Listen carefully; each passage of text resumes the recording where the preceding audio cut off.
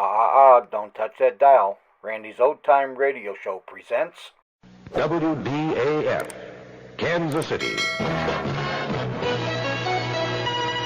Kansas State Senator Bob Story of Topeka said today that he is preparing a bill which would require Kansas automobile owners to get new license plates only once every 5 years. Missouri House Democratic leaders issued a statement today saying that Governor Bond was against repeal of the tax on household goods. Missouri State Treasurer James Spanauer said today that Missouri earned more interest on state funds during the first half of fiscal 73-74 than during all of fiscal 72-73. The Missouri Division of Unemployment Security reported today that jobless Missouri workers collected more than $5.9 million in unemployment benefits last month. About 300 students in the Fox School District, that's in Arnold, Missouri, have been forced to remain at their schools tonight because of road conditions in the district. 74th session of the Kansas legislature got off to a record start today with a total of 214 bills and 21 concurrent resolutions introduced. Now WDAF News Time. It is 11 o'clock. News of the hour on the hour from American Information Radio. This is Richard Wall from Los Angeles, and at this hour, President Nixon says political contributions played no part in his actions on milk prices and the ITT antitrust settlement. That's the gist of two white papers released as part of the president's Operation Candor. We asked ABC correspondent Jerry Landay at the Western White House for details on the ITT report. In the words of the ITT white paper, the charges against the president are, quote, utterly false, unquote.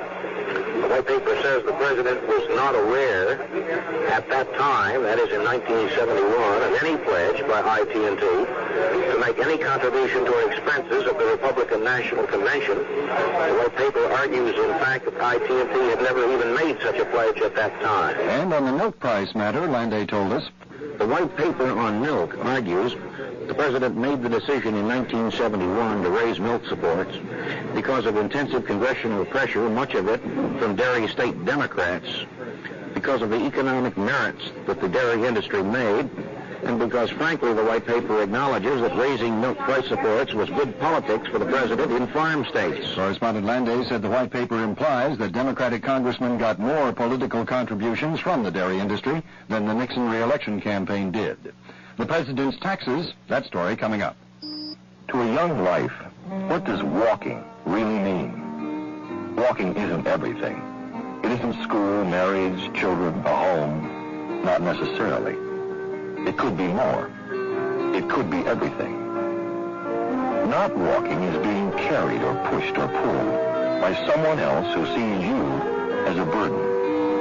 And what is the burden of being a burden? To a young life wasted, perhaps not being able to walk is more than mobility.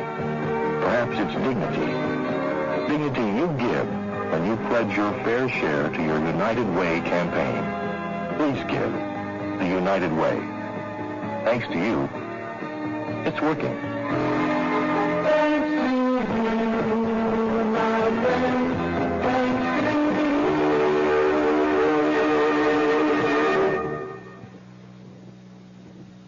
The night newspapers say the IRS is expected to rule soon that President Nixon should have paid capital gains taxes on the sale of part of his San Clemente estate in 1970. The report says the president would owe $30,000 plus 6% interest. Government figures show wholesale prices rose 18% last year, the biggest one-year increase since 1946. The wholesale price index climbed 2.2% in December, with food and fuel prices leading the way. The Air Transport Association says rising jet fuel prices may put air travel beyond the reach of millions of Americans. The warnings in a letter to Energy Chief William Simon, and in Washington, ATA President Paul Ignatius told us, I felt I needed to write him about the cost increases of jet fuel because of our concern that with these increases, the price of air transportation will inevitably increase.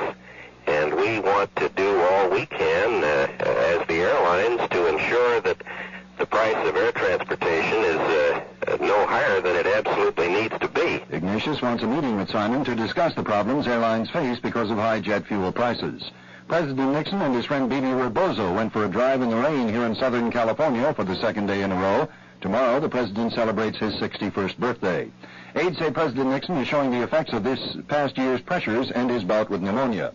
Bing Crosby's doctor says Crosby has not responded to treatment for pneumonia. The doctor says tests will be made to find the cause of the lung problem. Crosby is listed in satisfactory condition at a hospital in Burlingame, California. This is Information Radio News. Weather forecast is cloudy for the rest of tonight, light snow ending late tonight. Little, if any, additional accumulation, and the low 0 to 5 above. Considerable cloudiness. Wednesday with a high around 10. Fair Wednesday night with a low of 5 to 10 below 0, and now 12 degrees in the Kansas City area under cloudy skies. From the Kurt Moore Sports Desk, Minnesota Vikings coach Bud Grant says the NFL has threatened him with a fine for complaining about the training facilities for his club in Houston. The former football coach of the Rams, Tommy Prothro, hired as coach of the Chargers. And Ohio State football coach Woody Hayes says that there was more dirty recruiting in the last year than he has ever seen before.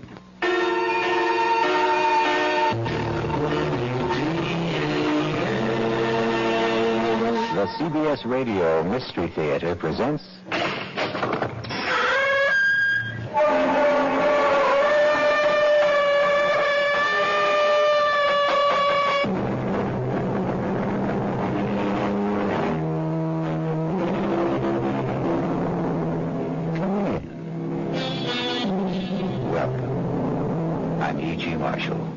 Welcome to the sound of suspense, to the fear you can hear. For the next 52 minutes, I shall be your guide on a journey over a strange terrain. Some people find their names printed in the most unusual places. Let me tell you about a man who is convinced that his was written on a bullet. Halt! Give a password. It's me, Jerry. It's me. Don't shoot. Paul. Yes, Jerry, it's Paul. Paul, you're dead. How can you... Yes, Jerry. I'm dead. But I shouldn't be. I took your bullet.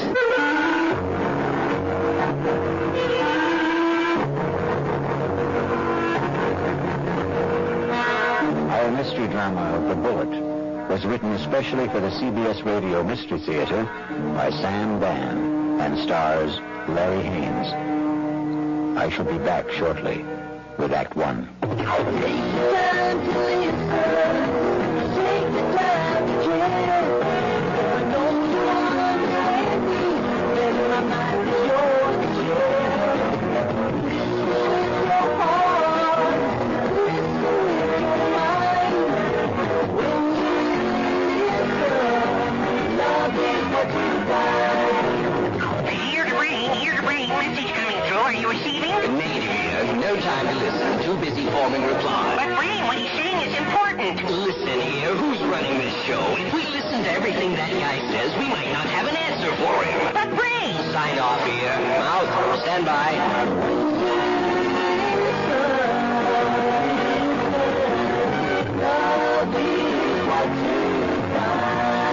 Above from the Church of Jesus Christ of Latter-day Saints, the Mormons.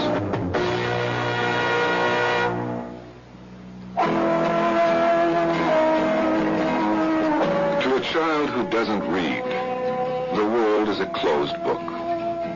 Drifting, dropping back, dropping out. That's why a nationwide organization named RIF, Reading is Fundamental, was formed to help get books into the hands of children who have no books of their own. A book a child can pick out for himself, for keeps. A book that really belongs to him and makes him want to read. It works. There are more than 150 local RIF programs starting up in communities like yours. They're proving that once you get a child into books, there's no stopping him. Won't you help? Write to RIF Incorporated, that's RIF, care of Smithsonian Institution, Washington, D.C., 20560.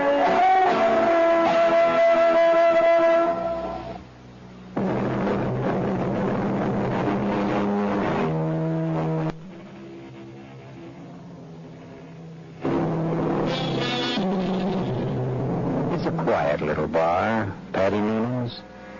And and Jerry Price stops there every evening on his way home from work.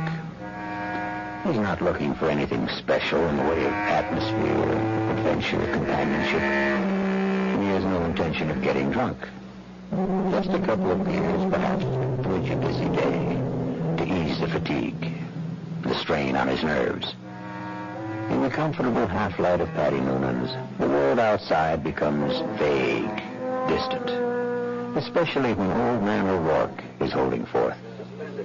And he lay there, his head against the barricade, and the blood from him falling soft upon the pavements. I looked in his face, and I could see his death was upon him. "'Tis a bitter thing," I said, "to die at 17. And for a moment his darkening eyes held mine. And with his last strength he said, "'Tis a sweet thing to die for Ireland." Sweet indeed, Mr. O'Rourke. Any calls for one on the house? I thank you, Paddy Noonan. Ah, I see, Jerry Price. Excuse me. Good evening, Jerry.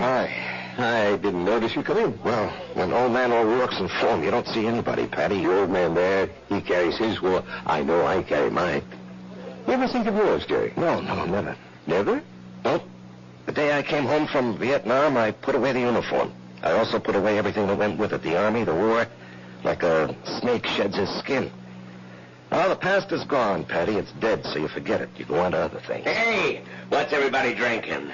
This round's on me. Set 'em up, Paddy. Mr. Edward Clark himself. And what's the occasion? I got a little announcement. Guess what the old lady tells me this morning? Number 10 is on its way. Oh, that event around must be on the house, Mr. Clark. Just a quick one, Paddy. Hey, I got the truck outside. What are you hoping for this time, Ed? Boy or girl? Let's see. What do I got now? 4 boys and 5... No, I got 5 boys and 4... who can keep them straight? All I know is I'm always tripping over somebody. 10 kids in 12 years. And you can't tell me it isn't exciting to hear there's going to be a new baby. Oh, yeah. I know it's going to be a kid who'll wet its pants and keep me up half the night. It's another mouth I got to feed. Yeah, well, guys, I got to ride. I'll see you tomorrow. You know, Paddy, it's funny. People who don't want kids, can't stand kids, can't afford them, can't raise them, they can't help getting kids. Whereas, well, guess there just isn't any justice in this world. There may be no justice, Jerry, but there's always hope. How long have you been married? Right after I got out of the army, it'll be 9 years. The fellow used to come in here, and they were married 15 years before they had their first. Am I really out of the army 9 years? Tell me, Paddy, you're an old philosopher. Where does it go, huh? Down the hatch and try another. Yeah, don't mind if I do. Oh, wait on the paying customer first. Where? The fella standing at the end of the bar. What are you saying, Jerry? There's nobody standing at the end of it. In the brown hat and the raincoat. Now, Jerry, what are you saying? That's Paul. Tell me, what's the matter, Jerry? Paul. Jerry, listen to me. There's no more. Paul. Hey, he was just standing here. Where'd he go? Where is he? Jerry, where is who? Are you all right, Jerry? Yeah, I'm all right. But I saw him. Who? Oh, a guy I was in the army with. The two of you. Were you close? He was my buddy. Well, when was the last time you saw him in person? The night he was killed. Have you ever seen him again? Like you thought you did just now? No, this is the first time. Well, maybe you need a rest, Jerry. Hattie, why now? Why tonight after all these years? Well, you say you saw him last the night he died in battle. Well, the sight of him dead must have stayed with you always. But that's not how I just saw him, Paddy. He wasn't in uniform. He was in civilian clothes. You might have pictured him as he looked at a happier time. I never saw him in civilian clothes. We met in the army. And, Paddy, I didn't see him as he was then. We were both kids, about 20. I saw him the way he'd looked today, about 30. And his face was more mature. Jerry, are you sure he's dead? He is dead, Paddy. I just saw him. I know I saw him.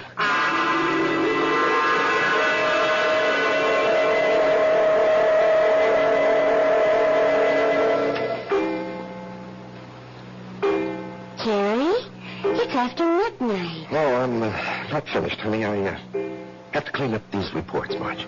Honey, a new rule has just been passed in this house. All paperwork shall be done in the daytime. Marge, I have to call on customers. Be reasonable, huh? Am I the kind of wife who makes idle criticism? No, indeed. Constructive suggestions, that's my motto. Northeast Distributors can solve all your paperwork problems by hiring a girl. Honey, I'm lucky to have the job. No, Jerry. You're not lucky. They're lucky. Well, everybody knows you're a terrific salesman. Well, you could get another job tomorrow. More money, less headache. Honey, I couldn't walk out on Joe Keller. Why not? Well, I'll never forget what that man did for me. I came home from the Army, a kid with no experience. I needed a job. He took a chance with me. Now he needs me. Oh. Well, I'm just worried about you, Jerry. You look so tired all the time. No, I'm in great shape. Will you go see Doc Steiner? I did, today. Oh, well, it's about time. You needed a checkup. Well, I didn't just go for the checkup, honey. I went for the other thing. Jerry. Well, he said some people, men, well, they're okay in every way, but it just doesn't work out for them. Jerry, it's all right. No, honey. It's all my fault. Oh, honey. It's just unlikely there can ever be any kids. He said unlikely. What he meant was impossible. We've got each other. Yeah. If only you didn't want a child so badly. Now we'll definitely think about adopting. Okay? Yeah, okay. Sometimes that works out even better. Come on, honey. Let me see you smile. Marge, I don't know what I'd do without you. Oh, that makes us even. I don't know what I'd do without you. Come on, get to bed. Yeah, I'll just have a cigarette, huh? Well, honey, why'd you turn on the music? To make sure you don't try to sneak in some work. I know you can't concentrate with the music going. I'll just be a couple of minutes, honey.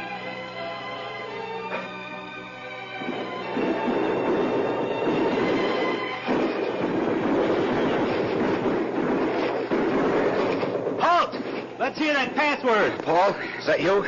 Jerry. Hey, climb down the hole and make yourself at home. I'm so beat I can't even remember the password. That's all right. I don't even know what it is. Yeah, got a cigarette? What'd they want back at the CP, Jerry? A patrol. You going? Yep.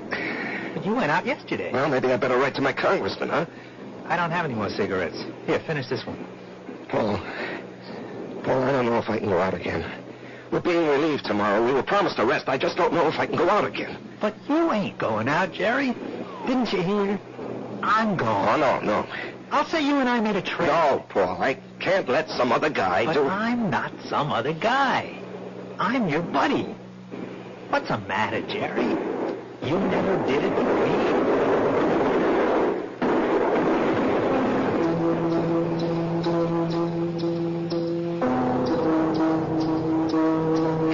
Drag on that butt, Jerry? Paul, you're alive. I'm alive, Jerry. I'm here with you. In your living room. No, you can't be here. I went out afterward. I found your body. I carried it back. Maybe it wasn't you. It was me. But you were dead. You were killed. Yes, Jerry. I was killed. Jerry, will you turn that radio off and come to bed? Marge, he's here. Who's here? Can't you see him?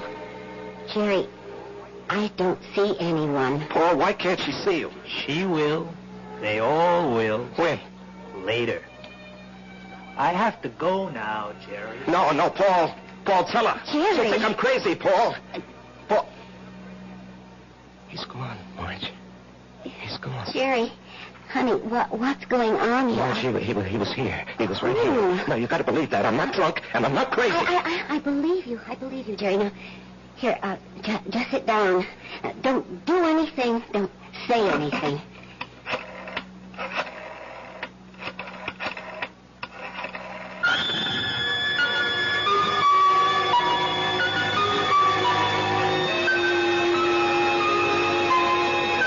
And we know who she's calling. But can a doctor help what ails Jerry? In a moment, we'll return to Jerry and Marge. And, Paul, when we listen to Act 2. I'm High Brown, producer of Radio Mystery Theater. I'm High Brown, producer of Radio Mystery Theater. And as you may imagine, I'm excited about this new adventure in modern radio, this new statement of radio's marvelous power to stir the imagination. Now, we're wondering about your reaction, about who you are and how you like what we're doing. So to encourage you to get in touch with us, we're holding a drawing for 3 weeks. 50 prizes a week, 2 AM/FM stereophonos, 2 travel clock radios, and 46 anthologies of modern suspense. Just mail us your name and address, and you're eligible. Of course, we'd like knowing whether your glad radio drama is back, but name and address will do it. To Mystery Theater, Box 50, Radio City Station, New York, 119. That's Box 50, Radio City Station, New York, 119. Or for good everywhere, unless locally prohibited. Last chance to see The Boyfriend, the rollicking, fun-filled show now playing at the Waldo Astoria at Inner Playhouse. This week is absolutely your last chance to see The Boyfriend because they can't hold it over. Now, this show has drawn the highest praise from critics, and the audiences have loved every fun-filled minute of it. You will, too. There are plenty of good seats now available, so if you're in the mood to forget all the current problems in favor of a simpler time, come see The Boyfriend. Call Waldo Astoria at 756-1212 for reservations. Plenty of free off-street parking is available. You can hear the music in the background. It's now 7:45. Here's a piano player playing, and we're down the floor of the Waldo Astoria, and I'm going to talk to some people. What's your name? Mary Cassidy. Queen City. How was your meal this evening? Wonderful. You like it? Really good. Really good. Well, thank you, Mary. I remember this show. I used to cover the show in 1936. Is that right, Bill? Please, that this was the old Waldo show. Now playing at Waldo Astoria, The Boyfriend. Call 756-1212.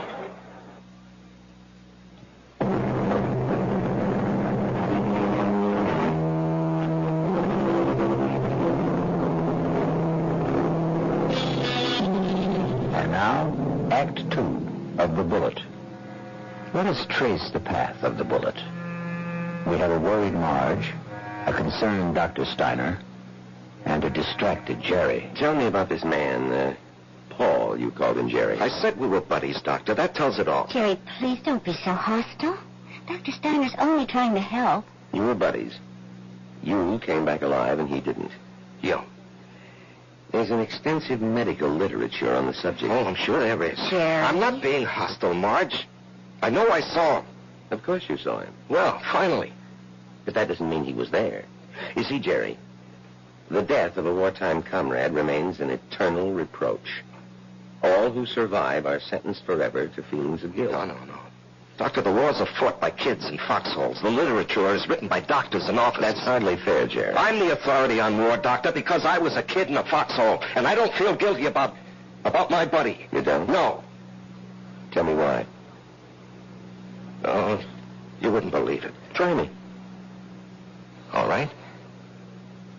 You see, there's a bullet, and it's designed especially for you. And if it's your bullet, it'll find you no matter where you are. You can't evade it, you can't avoid it. It was meant for you. It was meant to be. You and the bullet. Both of you were dust, originally. You were dust because the Bible says so. And the bullet was also just dust in the ground. Well, that bullet was mined and refined and cast into metal. It was shaped into a slug and joined with a shell. It was one of billions of bullets, but it was yours, all yours. And at the right time, there'd be a tremendous explosion of gases in the narrow chamber. And the bullet would be torn loose from the shell case and spun around the grooves of a gun barrel and hurled through space. This is the bullet you don't hear. You don't hear it, Doctor. You don't hear it whine past your ear or ping off a rock or thwack against a tree. That's because it's your very own bullet. It's coming to meet you, or you're going to meet it. It's been arranged. You see? It's an appointment that can never be broken. The dust that had become the bullet would encounter the dust that had become you. And after a while, both of you would become dust once again and return to the ground. Your original home. Jerry, I know you're overworked, you're overwrought, you're overtired. I keep telling him to slow down. Okay. I know I'm under a strain. I know I'm working too hard, but what can I do? Jerry, try to understand. Right now, you're having what is popularly known as a nervous breakdown. This alleged visitor from another world. I say he's an illusion. I say you have subconscious feelings about him that you're not aware of. And I say they burst through because of heavy pressure on your nervous system. Yeah, I knew you'd say that. Prove me wrong. How? Go away. Get out from under. Rest a while. Relax.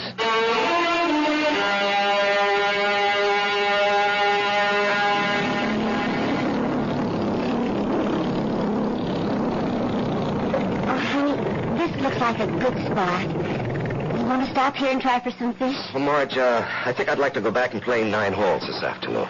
Great. I need more practice with my iron. Honey. Besides, you have an appointment with, what's that name? Biscayne Appliances. See, Jerry, I wasn't sleeping when you called that number this morning. No, Marge, I've been good all month. I was just getting restless, that's all. Look, they're a big chain down here. If I can open them up, I'll justify the trip. Justify? To whom? Why do you have to justify anything? Isn't your health important enough? Honey, Joe Keller was very nice about it. Joe Keller had no choice. Marge. Honey, Steiner was right. I was beat. I don't know how I managed to drag myself along. So I did the right thing. I chucked it all. Now I'm fit, see? I never felt better in my life, and I'm raring to go. Great. In a month or two, we may think about going back. I'm not used to being idle. Neither am I. But I am learning to love it. Oh, boy. Why didn't I meet you when I was young? Young? Jerry, you weren't even 21. No, I was already made when we met. I had already become what I was going to be. You know, I've got a certain amount of ability. A tremendous amount, Jerry. But I'm not confident, honey. I doubt myself. I guess I didn't have very much encouragement when I was a kid. You know, my brother was a great athlete. My sister was a great beauty. I was kind of clumsy and funny looking. Anyway, Frank and Alice were sent to college. When my turn came, the money had run out. Or maybe they thought I wasn't worth the effort. That's why I enlisted when I was 18. I had to get away from the house and my father. There was no place else to go. You never told me this, honey. I decided if I ever had a kid, I'd never make jokes at his expense or tear him down in any way.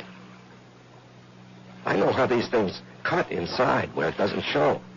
I would do everything to build him up and give him confidence. I will never have any real confidence, Marge. Oh, yes, you will. No, baby. You won't get it from a pep talk. I think we can go back home now, Marge. All right, on one condition. You just have to slow down. I promise. And, honey, there's only one way you can really slow down. That's to get a partnership from Joe Keller. No, Marge. Don't you deserve it? Of course I do. Well, we're going to adopt a child, which means I'll quit my job, and you're not going to spend time on the road. That kid will need both of us, won't he? Yes, honey, he will. Then we need that partnership, don't we?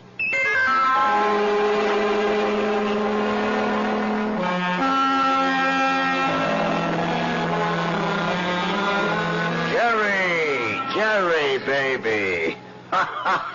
You look like $1 million. Less 2% for cash, of course. Joe. Now, hold it. Ramona, no calls. I'm in a meeting. I can't be disturbed. Well, anyhow, Joe, hello. I want you to take it easy for a while, you hear? Yeah, I'm ready for action, Joe. Oh, you think you're ready. Now, listen. I know you had a lot of expenses. I want you to take this little check. It's only $500. I'm strapped for cash this week. I had to pop for a whole new computer setup. But anyway, I decided to increase your bonus to 5%. That'll amount to a pretty sweet raise, huh? Now, Joe. Don't thank me, kid. You're entitled to it. We got to make sure you don't get sick again. Joe, I have to talk with you. Well, sure, kid. What about? Well, it's personal and important. Well, let me buy you lunch.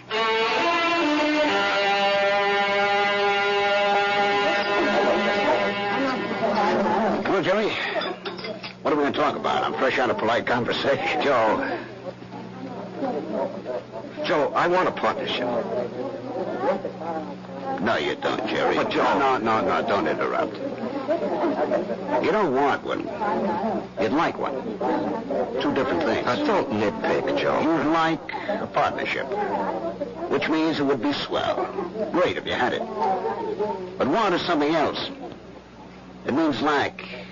It means need. I know you'd like to own a business, but you're not cut out to be an owner. Why? Because an owner is an officer. And in your heart, you'll always be an enlisted man. Tell me, could you ever fire a guy because you could get someone else cheaper? If an old customer, a good friend, was getting slow paying bills, could you cut him off? Thousands of guys like you go bankrupt every year. You're nice, sweet, big-hearted. But you don't have the guts business needs. Well, I'd like to remind you of the volume I sell. I know it to the penny, Jerry, and you're well paid for it. Well, I'm worth more now. You are. You got a sweet raise this morning. Joe, don't think I'm not grateful. You gave me my first break. But I think I can do better elsewhere. Where? Anywhere. Consolidated, Freeman and Singer. Should I go down the list? Oh, they'd love to have you, Jerry. What do they pay? They handle the nationally advertised brands. What'll you be, their glorified order taker? They don't need your full selling ability, so they don't have to pay you full price for it. Sure, with me, you push out all the schlock. It's rough, but you get top dollar. There's 20 outfits like mine. They grab you tomorrow, but where's the improvement? They won't pay you more. At least here, you got 9 years equity in a pension plan. You and me are used to each other. Besides, I really like you. Yeah. Sometimes I feel like a father to you, Jerry.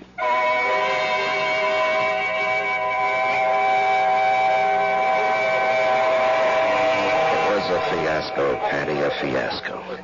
Well, how do I break it to March? Oh, what's it all about, Jerry? Well, at least I don't have to put up with Ed Clark tonight. I think I'd punch him right in the mouth. We'll be deprived of this wonderful company the next 2 weeks. He's towing that trailer into the Southwest. Hello, Jerry. Patty, is someone standing behind me? No, Jerry.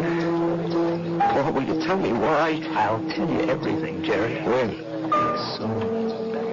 I think maybe tonight. Paul, why do you keep popping me like this? I don't know, buddy. I can't control that. Yeah, but Paul. Patty, don't you see anyone? No, Jerry. Hey, you didn't hear anyone talking to me either. No. Patty, do you think I'm crazy? Well, maybe you should see a doctor. I saw a doctor. Well, how about one of them psychiatrist fellas? I never even told my wife. I did see a psychiatrist.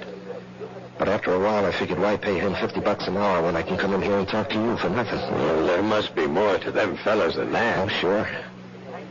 He said that the roots of my problem go back to my unhappy childhood. But, Patty, I have a brother, Frank, who feels terribly insecure. He goes to a psychiatrist, too. Why? He had a happy childhood. Well, put it this way. If you see someone, and I don't, the flaw can be in me and not in you. Drink? No. I better go home and face the music.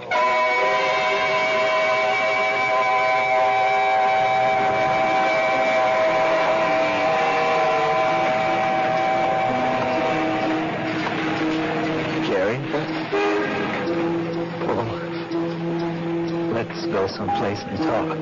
Where? Let's go to the parking lot. Sit in your car. It's cold. That won't bother you, will it?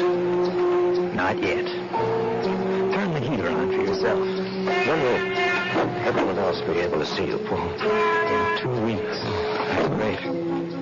No, it ain't. Why not? Because you'll be dead.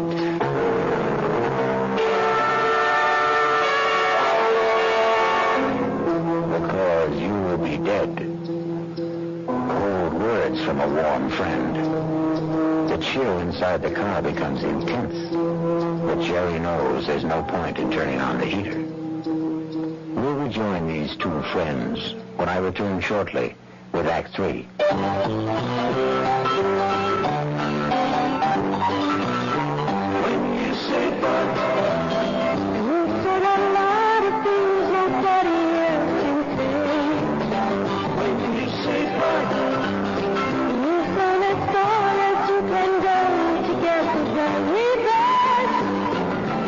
Why do some people think Bud is sort of special? Go ahead and find out why. With Bud. Or maybe with the Budweiser label. They're not making a big deal of it. The label just sort of lays it on the line. It lists ingredients and comes right out and tells you, too, very simple, how the Budweiser people feel about the beer they brew. And that sort of adds up to this. That brewing beer right does make a difference. Okay? You say Bud.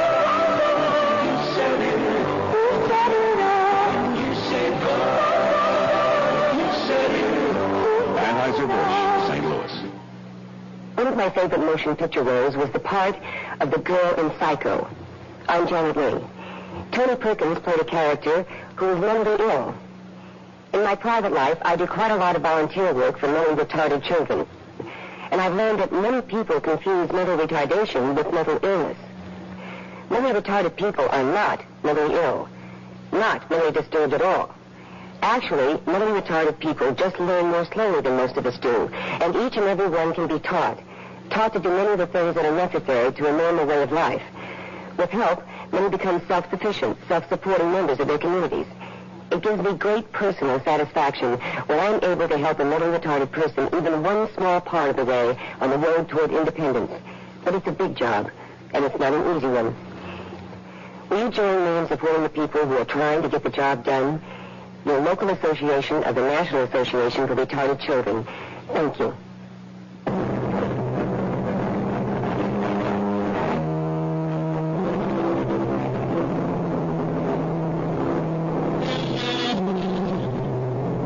And now we return to the final act of The Bullet and a reunion of two war buddies who haven't seen each other in almost 9 years.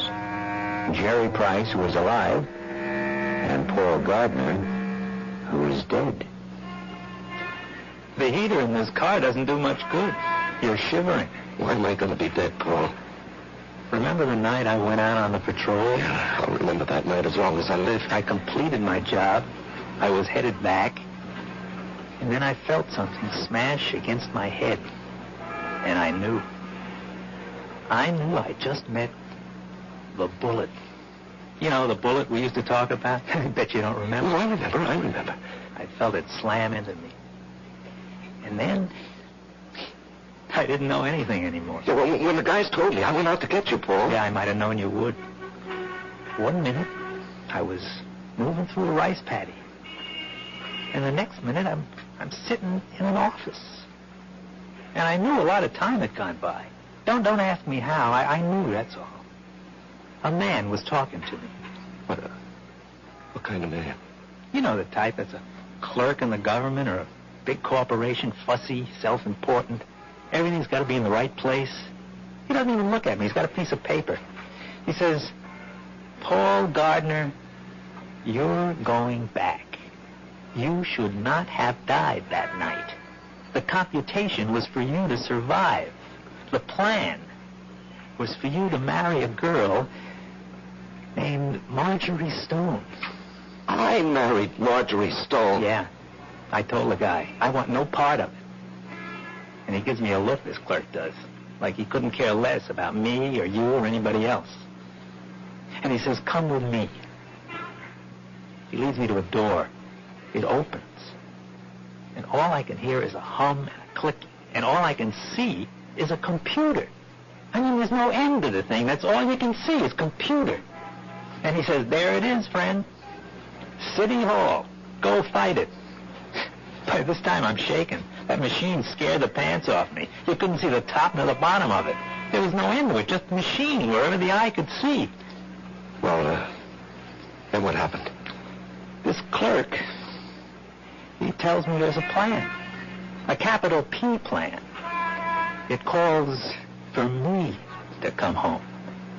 Not you. Yeah, well, maybe that's fair, Paul. You were always the better man. No. You got more on the ball. You never got a break, that's all. I had the chance to go to school, become somebody. I could have gone into the old man's business, become the biggest hardware dealer in Atlanta. You and me. We both run away to join the Army. You because you had nothing. Me because I had everything. But why are you coming back? Because Marge and I are supposed to have a boy. A certain kind of a boy. He'll grow up, I don't know, discover something, create something, or be somebody the world needs real bad. They wouldn't tell me what. Anyhow, 40, 50 years from now, he has to be here. And of all the millions of men and women, he could only be born to me and Marge. When am I leaving? I told you. In 2 weeks. How? 9 o'clock at night. A trailer truck will go past Patty Noonan's saloon. Just as you're crossing the street. Well, why does it have to be like that? Because you don't know how careful these things are figured. You could get killed a million ways. But the plan calls for a truck driven by a guy named Ed Clark. Oh, yeah, I know Ed Clark. He doesn't have a good record, so it'll be easy to prove he's a careless driver. He works for a big outfit, so Marge will have a good settlement. But why? I still don't understand. She'll need the money. You see, I won't be a good father. Not as good as you, for sure. Oh, I'll love the kid. I'll love Marge, but I won't be there a lot. You know me. I have to keep moving.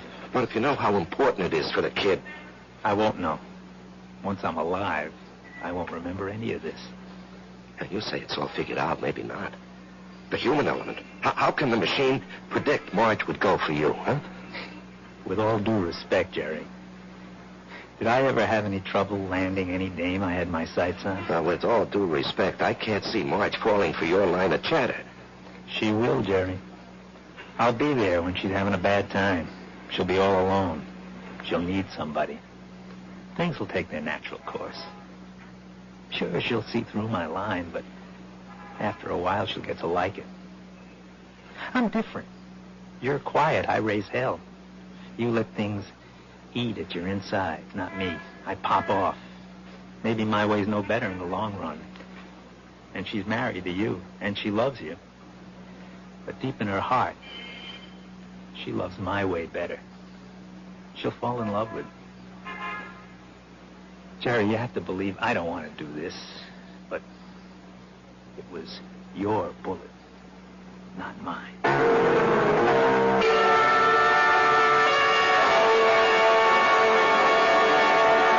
Jerry? What are you thinking about? Oh, the guy downstate wants to cancel a carload of refrigerators, so I'm figuring an approach.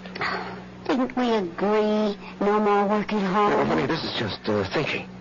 Did you talk to Joe Carroll about the partnership? Yeah. And? He said no. Did you give him notice? No, he gave me a raise. Oh. Okay. Marge. Why don't you mix us a drink? Honey, aren't you going to say anything? Mm-hmm. Don't put in too much ice. Marge, please, you don't understand. I understand. I married a certain kind of man. And you're stuck with him? No. I'll stick by him. Because I love him. Would you have wanted a guy who'd barge into Joe Keller's office and say, Joe, either give me half the joint or I'll open up across the street and run you out of business? Oh, come on, Answer me, Marge. I have to know. Well, maybe I did. Why didn't you marry him? He never showed up. So you settled for me? That's what's known as falling in love. Come on, honey, take me to the movies. No, I don't want to take you to the movies. Let's go downtown and see a play. But that's a lot of money. Are you going to worry about money? Now, look, this weekend, would you like to fly out to, say, Snow Valley and ski? Yeah, or how about Las Vegas, huh? Jerry, what's gotten into you? I mean, we're going to have 2 weeks of the most fantastic... Why 2 weeks? Oh, what's so special? You. Me. I just want to spend the rest of my life having a ball with you.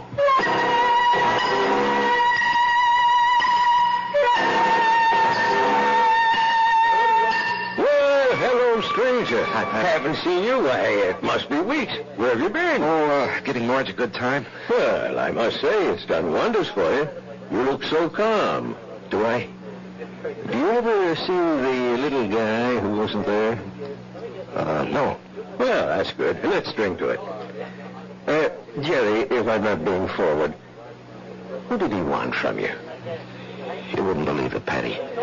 Do you believe it? Well, I just dropped in to say hello, Patty, and goodbye. Jerry. Yeah? Something's the matter with you. Well, I understand Ed Clark is due back here tonight. I don't want to run into him. I just don't want to talk to him. Well, if that's how you feel, I'll buy him from the joint.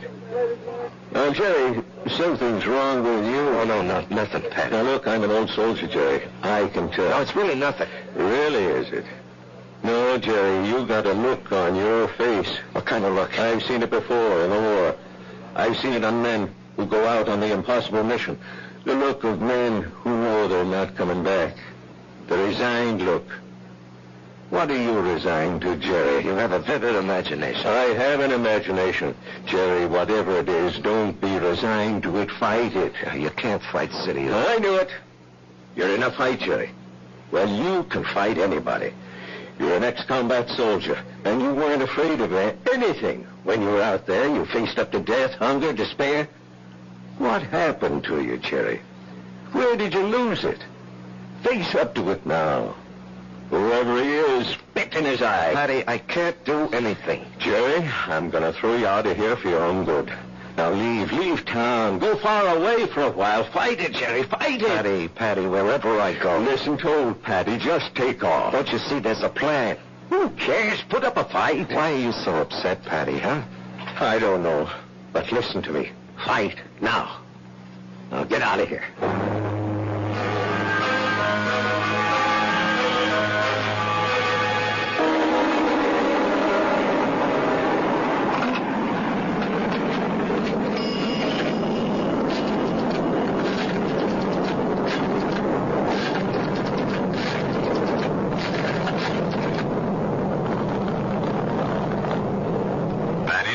Patty, it's Jerry.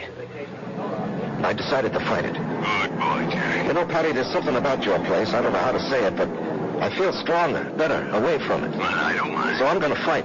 What have I got to lose, huh? Why should I do what he tells me? Why should I believe him? I don't know what it is, but I agree. I'll see you around, Patty. Universal Airlines, flight number 3 for Los Angeles and Mexico City, now boarding at gate 17. Who are you calling, Jerry? Marge, I have to tell him. Jerry, don't do it this way. There'll be 100 other people on that plane. Do it the way it has to be done. Paul, I have to fight you. Why? Because it isn't fair. Was it fair for me to stop your bullet? Come on, Jerry. Ed Clark will be tuning by Patty in less than an hour. Paul, I don't know if I have the word. I'll help you, buddy. I'll help you. Come on. Hello? Hello?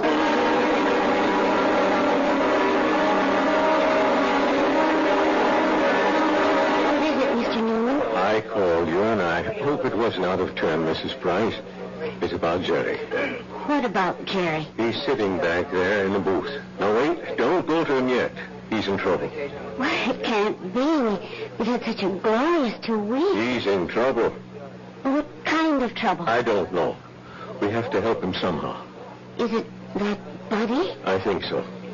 Well, the time has come to lay that nonsense to rest once and for all, and I'm going to... That won't work. Agree with him. Show him anything he wants is okay with you. Don't fight him. All we can give him is love. Hi, honey. Hi. Buy me a drink? Oh, sure. You know, I never knew you had those little gold highlights in your hair. Oh, I'm using a different bottle this week. I love you. I love you, too. And I want you to be with me always. Come on, Jerry. Let's start. No, not yet. Are you talking to me? The plan calls for it. How do I know there is a plan? Ask anybody. Ask Marge. Jerry, what are you talking about? Marge, do you believe there's a plan that determines the actions of everybody in the whole world? No. You sure? I'm sure. Well, then how do you think things work out? Oh, every which way. Come on, Jerry. It's time. No, I won't go. Where won't you go? Then, Marge, As far as you're concerned, there isn't any plan. Oh, well, what do you think, Jerry? Well, that's not important. What do you think? Well, yes. Yes, there is a plan. I can prove it. You can? Yes, but you started me thinking there has to be a plan. Otherwise, you and I, we just never would have met. Remember that day? Yeah. You were taking cash at Ryman's drugstore. That's the only reason I walked in there. Well, I'd already given notice I was going to leave. And then you walked in and asked Doc if you could open a charge. Then and there, I decided to stay. And where were you going? Oh, away. Pull up stakes. Why? Well, my folks were gone. My friends were married. The neighborhood had changed. The girl I went to school with had a father, a construction engineer. He'd been transferred. Well, she took a job in his new office, and she wrote and said she found a nice crowd. They needed secretaries down there. She could fix it up. Well, why not? I was set to go. But it was not to be. You came wandering into Ryman's. Obviously, there's a master plan that rules our lives. And where was this wonderful place you almost went to? Atlanta. Atlanta? Oh, what's so remarkable about that, Jerry? It was definite you were going? Oh, sure. And only because you met me. Only because I met you. Otherwise, I'd have gone to Atlanta and married a southern millionaire. But evidently something had been planned for me. Aren't you flattered? I met you, and it changed my whole life. Are you ready to go now, Jerry? Marge, will you come with me? Yes, Jerry. Where do you want to go? Well, I have to do something. I'll come with you. No, wait here, darling, please. It's time, buddy. Just like going out on a patrol. Jerry, where are you going? That's all right, Patty. It's all right. I didn't want this, buddy. I know. I don't want you to take my bullet either. Goodbye, Jerry. Yeah, goodbye. Come on. Take care of her for me, huh? You know I will.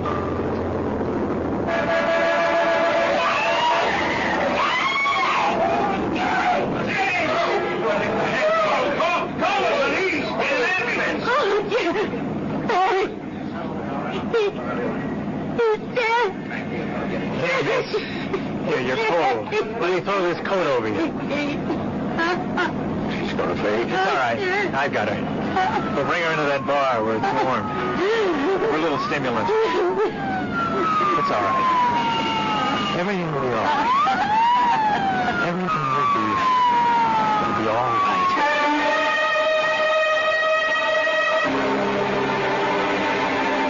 So many people preface what they believe with, "It is written." It is written in the stars. It is written on the wind. And for so many like Jerry, it is written on the bullet. I'll be back shortly. And now another tale of the ball and chain. As Kellogg's Special K presents Last Tango in Pittsburgh. There I was at Raoul's All Night Tango Lounge. My little orchid, will you tango with me? It was Raoul. You're a splendid dancer. What was that? I was what? That sound effect. Oh, I'm a few pounds overweight, and this ball and chain points out how my extra weight can get in the way. I'm pointing you back to your chair. Our heroine decided to lose that extra weight. She exercised and ate smart at every meal, starting with a Special K breakfast. A bowl of Special K, skim milk, tomato juice, and coffee. It's less than 240 calories, 99% fat-free, and 100% delicious. After a while, she was rid of the ball and chain and back at Raoul's. Darling, you're looking fantastic. But a happy ending. What ending? We're just getting started. Raoul, get lost. Your happy ending could begin with the Kellogg's Special K breakfast. And that's another tale of the ball and chain.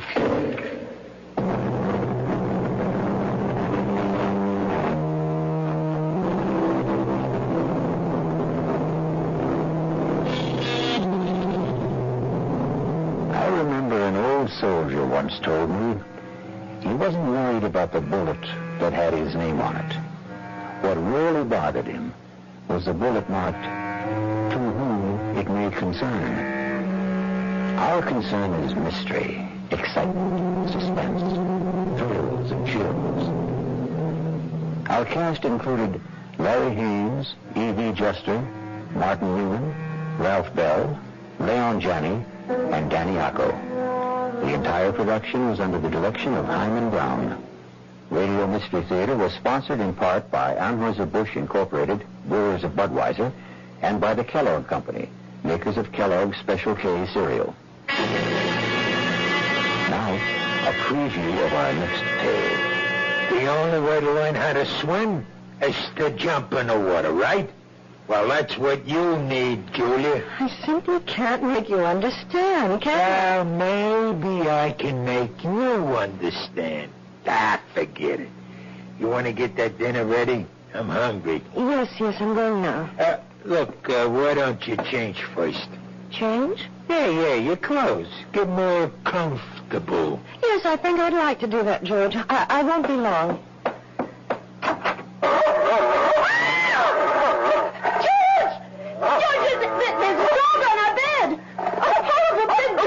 Take it easy. That's my surprise. That's it, too. Get him out of here. Please, George, take him away. It's only a dog, for Pete's sake. He's not going to hurt you. Get it out, George!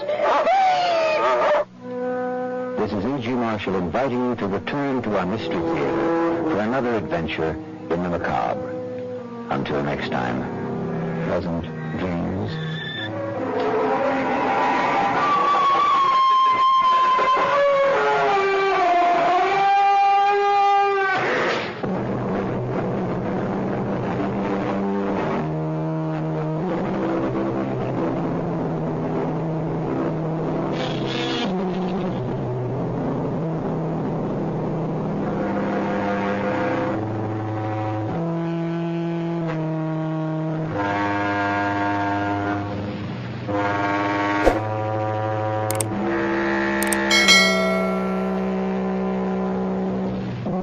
PAF, Kansas City.